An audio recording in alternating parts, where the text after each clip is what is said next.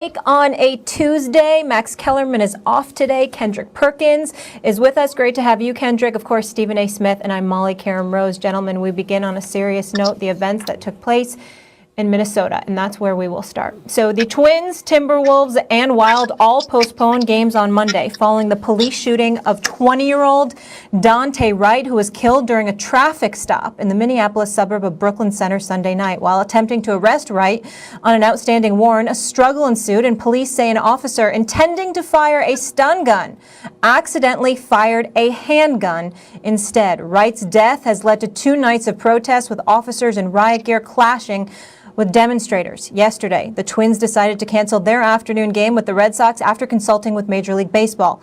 Both teams had taken the field to warm up, and the national anthem was played before fans were told the game was off. A few hours later, the Timberwolves and Wild called their games. NBA coaches Doc Rivers and Greg Popovich expressed their frustrations last night. I just know the frustration is a real thing for everybody and for us. And, you keep hearing this cancel culture stuff, but, we're canceling Black lives. And I think, to me, that's a little, more important, in my opinion. And it just keeps happening. We keep making mistakes on killing Black people. It just makes you sick to your stomach. It's how many times does it have to happen? And, as sick to our stomachs as we might feel, that individual's dead. He's dead. And his family is grieving, and his friends are grieving.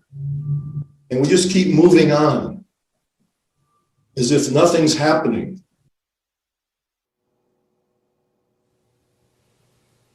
Stephen A., what's your reaction to how the teams are handling this? Well, my first reaction is that they did the right thing. Obviously, it's one of those situations where you just didn't want to play. You certainly can understand why they made that decision. We completely support the Twins, the Timberwolves, the Wild. They all made the right decisions. They didn't just make it as a team. They also made it as a league. They consulted with state and local officials before making this decision as well. Obviously, the governor had issued, a curfew in the city because the trial of police officer Derek Chauvin, who killed George Floyd, is going on right down the block, for crying out loud, just a few blocks away from the Target Center in Minneapolis, Minnesota. And so you have that going on. We all know what happened there. We all know that it was less than a year ago it transpired.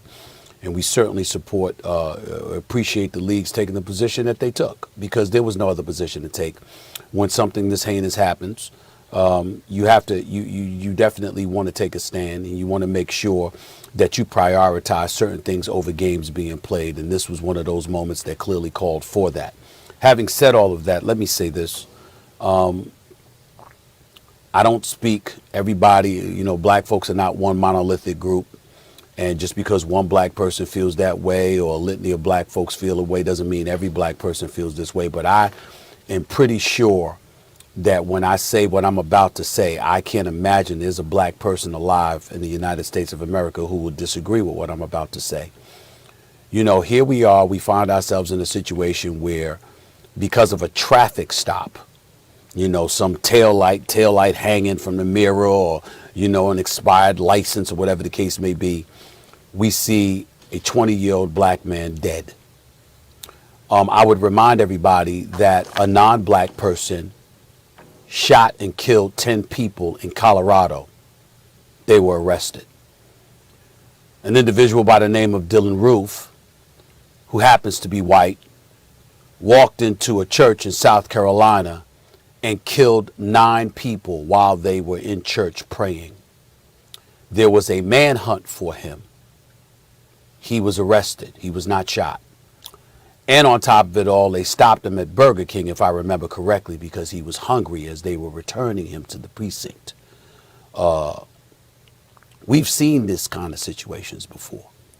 And what Black folks are incredulous in asking, first of all, obviously, the death of unarmed Black individuals, which is something that we've articulated on many occasions in the past, is something that is incredibly serious and alarming and resonates in our community. We all know that. But in the same breath, we've seen situations where individuals were actually shooting at police officers and ended up getting arrested who did not happen to be black. But somehow, some way, black folks are ending up dead. That's the seriousness of the situation. And so for me, when I look at it from that perspective, and then I get into the particulars of this particular situation in regards to this latest shooting involving Dante Wright. So let me get this straight. An officer of 26 years who heads the police union in Minneapolis, from my understanding, doesn't know the difference between a handgun and a taser? Are we serious? Now, we have to, in the interest of fairness, we have to say, okay, it could have been a mistake. There's no one black with sense that would believe that. We've heard the excuse before. We've heard the rationale exercised before. I think in the last 2 years, there's been at least 3 or 4 occasions where police officers have claimed in different parts of this nation that they thought it was a taser that they were shooting and it was their gun. You shouldn't be on the damn police force if that's the case. But my biggest question is, 26 years as a police officer, heading the local union for the police officers, and you don't know the difference between a taser and a gun? Are we really supposed to believe that? Do you really think the people out there protesting believe that? Do you think that people in the streets of America, as stuff continues to percolate, are going to believe that? That's where we are. And so because of it, again, the Twins, the Timberwolves, the Wild, absolutely made the right decision. Major League Baseball, the NBA, the National Hockey League, absolutely made the right decision. State and local officials absolutely made the right decision. But it brings me back to what I said on many occasions in terms of really aiming our energy at legislation and influencing legislation. I'm thinking about in terms of, some of these police officers and their pensions being severely compromised. I think about things like that. I think about, nationalizing law enforcement laws so we can have a watchdog really honing in. I don't know how that would differ from the FBI, but I think it's something that's worth discussing and mentioning. But in the end, what it comes down to is that here we are again, another black person dead, completely and utterly unnecessary. Somehow, some way, law enforcement officials, trained law enforcement officials, at the very least, made a mistake that was fatal for someone else instead of themselves, and for someone else who happens to be black instead of themselves.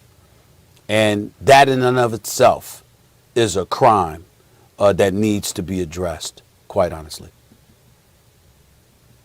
Well, Stephen, I tell you what, man, I agree with you 100%, and you're 100% right about everything. And I want to start off by, one, giving appreciation to the young players and the players around all leagues, right? The Hockey League, the National Baseball League, National Football League, the WNBA, who stood on the front line before anybody, and then my brothers in the NBA. When you look at the brothers in particular, because this is where I come from. When you look at what they've done as young leaders, the Kyrie Irvings, Jaylen Browns, Malcolm Brogdons, these are young leaders in the world that holds their ownership groups accountable. And I think that plays a huge part. It was a couple months ago where Mark Cuban ruffled the feathers a little bit far as when you start talking about the national anthem. And people was just like, what's going on with Mark Cuban? What is he doing, man? He really dropped the ball. No, he didn't drop the ball. What he was doing at the time was he was playing chess while everybody else was playing checkers. And he was saying, you know what? The NBA season has started, and I feel like we're starting to back off on the real issue at hand as far as in social justice and police brutality towards African Americans, and I'm going to support my players. And if I got to bring it back to the forefront and bring it back to the light in the face of the NBA and my fellow ownerships, I'm going to do that. And he did just that. And I want to appreciate him. Now, getting to the Minnesota situation, I have multiple problems with this. One, another unarmed black man being killed, right, in Minnesota, like you said, while a trial is going on for a similar situation in our brother George Floyd, who was also murdered. And you go back to 2016 when a guy by the name of Philando Castillo. Philando Philando Castillo. Castile Yes. was murdered in a traffic stop, right? The state of Minnesota invested $12 million, $12 million into police training. And since then, in this past year, we have talked about the murder of George Floyd. And now here we are today talking about the murder of Dante Wright. And it's just sickening. And I don't know what else to say. We're protesting. People are doing everything in their power to try to have change. And it just, to me, it's just almost like it's a trial in the same city, same state, and we have another murder. It's like the police don't care, or they know that the accountability is not going to be there, and they're too comfortable. So, well, you're right. We do have to set in some type of law where they have to have the police on the police. We have to be able to call the police on the police, because from the looks of it, it's not going to stop. And I just want to know, where did the $12 million go? But because it couldn't have went into police training. It couldn't have. You know, it's interesting that you bring that up, and I wanted to take a moment. You know, you brought up Kyrie Irving. Let's bring them all up, because obviously, you know, hosting a debate show, co-hosting a debate show, and, you know, getting in and out of different issues or whatever. Well, when we're talking and we're critical of anybody, from a LeBron James to a Russell Westbrook to a Kyrie Irving, the Kevin Durant's of the world, and various others, we just talking games. We just talking games. As it pertains to real life issues, I could not applaud those brothers enough. And I'm appreciative that you brought up Kyrie Irving, because Kyrie Irving has been pounding that pavement for a long time about bringing attention to these issues and about how things are much, much bigger than basketball. And this is one of those days where obviously this is bigger than sports. This is about real life issues. And we have to show appreciation for Doc Rivers. We have to show appreciation for Greg Popovich, the Stan Van Gundys of the world, and various others who've worked diligently and spoken out over the years to bring attention to these issues. And so we have to be incredibly grateful to them for bringing a voice on behalf of the voiceless out there, and some people who just may not get it, who just may not understand. I want to say that's number one. Number two, you know, it's real interesting as we sit here, because I'm also told that this police officer was of 26 years who couldn't apparently tell the difference between a taser and a gun. And by the way, there was an officer that was struggling to put on the handcuffs, as he was being cooperative initially anyway. There was an officer that was struggling to put on the handcuffs, yet two more officers showed up to the scene and what have you. And she was actually behind one of the officers when she shot Dante Wright. So of 26 years, can't tell the difference between a taser and a gun. She actually supposedly was training another officer. So let's take that into consideration. And again, let me go back to my original point, because when you have folks out there talking about Black Lives Matter, one could argue they could have said Black Lives Matter too, or whatever, because you're certainly not trying to indicate that other lives don't matter. What you're trying to do is highlight and illuminate the fact that Black lives don't matter nearly as much as it should to law enforcement officials and beyond. And so you don't want to castigate all law enforcement officials. The actions of a few shouldn't taint the many, some people would say. But that's pretty difficult to absorb when the deaths that are occurring in your own community. And so at some point in time, somebody's got to do something. And the reality of the situation is that you look at law enforcement officials, and it just appears to be an innate fear, which brings us to the demonization of black men and black women in this country. Apparently being black scares the living hell out of people who ain't black in far more instances than they're willing to admit until something fatal happens. And then we find ourselves questioning why these kind of things happen.